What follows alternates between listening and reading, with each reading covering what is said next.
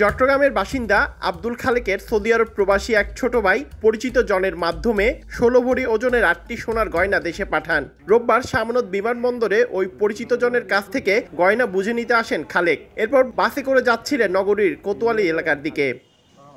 খালেক জানান, দুপুর 12:30টার দিকে বাসটি নগরীর টাইগার পাস এলাকা অতিক্রমের সময় সাদা পোশাকের ৩ জন পুলিশ পরিচয় দিয়ে তাকে বাস থেকে নামিয়ে নেন। এরপর সিএনজি চালিত একটি অটোরিকশায় করে নিয়ে যান আখতারুজ্জামান ফ্লাইওভারের দিকে। সেখানে ছিনিয়ে নেয় সঙ্গে থাকা সোনার গয়নাগুলো। এ সময় খালেকের চিৎকারে পথচারীরা এগিয়ে এসে ধাওয়া দিয়ে দুজনকে আটক করে। তাদের মধ্যে আমিনুল ইসলাম নামের একজন খুলশী থানার এসআই বলে জানিয়েছে পাঁচলাইশ থানা পুলিশ। অপরজনকে চিহ্নিত করা হয় সোর্স হিসেবে। আধা ঘন্টা বসে রাখছে কার লগে ফোন করতেছে, হ্যাঁ স্যার এই একজন এমন তখন বাপ ফিল্ম করতেছে। ফিল্ম করার পরে আমার আবার হয় তুমি উঠে যাও গাড়ি। ব্যাগটা সিএনজির ভিতরে ছিল।